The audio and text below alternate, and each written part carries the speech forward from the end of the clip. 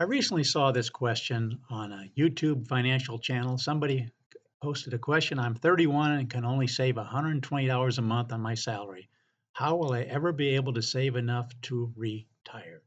So, what I want to do is run some numbers, which is what we do on this channel, folks. We just create spreadsheets and run actual numbers to show you where you might be. We use actual historical returns for the S&P 500 for the last 100 years, which is right here. We use these numbers right here, which includes the depression type returns because we want to be as realistic as possible what could potentially happen.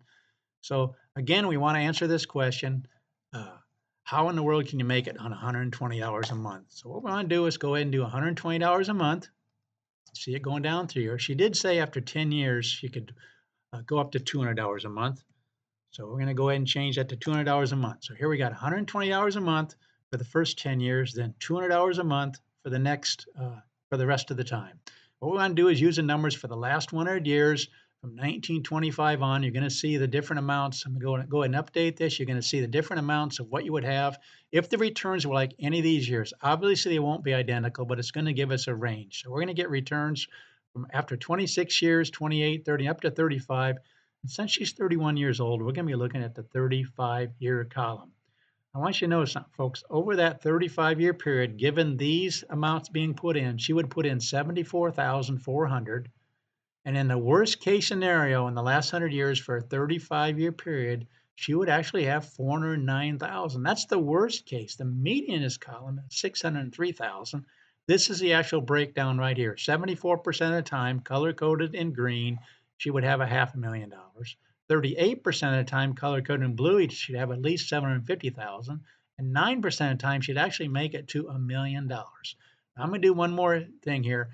I know she said she can afford just $120 a month and increase that after the 10th year. But what if we just increase that by 3% a year?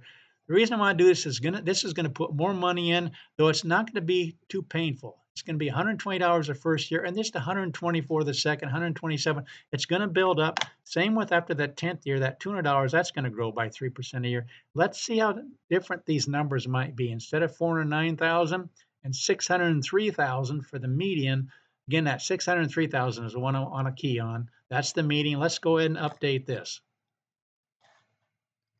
So instead of 603,000 median, now you're up to 723,000, another 117,000 on top of that just by increasing that by 3% a year. Now we're up in the worst case scenario for 35 years. Again, she's 31, so this would be when she's 60. She'd have almost a $500,000.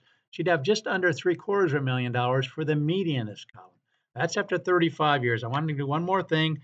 How about if we take it to when she's 67 and 69 and 71? If she went a little bit longer, I've already set these numbers up and run the numbers. Then these are the numbers for the 36-year column. 100% of the time you get to a $500,000. In fact, the worst case scenario is 549,000. 51% of the time you'd actually get to $750,000, and now we're up to 35% of the time getting to $1,000,000. That's after age 67. This is at age 69. This is age 71. Look at how those numbers change. Again, folks, all we're doing is doing what she told me, $120 a month. She didn't tell me, but that's what the question was. Increasing that by 3% a year and taking it after the 10th year, increasing that to $200 a month, increasing that by 3% a year. You look at the kind of numbers, folks. I just wanted to run these numbers to maybe encourage this individual that these are the kind of numbers you can look forward to uh, in the future, just saving $120 a month. Again, folks, that's what we do on this channel. We set up spreadsheets to answer questions like that. We look both in the accumulation stage and in the withdrawal stage. In the withdrawal stage, we look at questions like these right here, these financial concepts, and we simply set up spreadsheets to run numbers for those too. Please consider subscribing and sharing this channel with others. Please like this video and let people know about this channel. And please continue to watch. Check out, there's dozens of spreadsheets, dozens of videos out there showing all kinds of different financial numbers for people, financial concepts. Thanks so much for watching.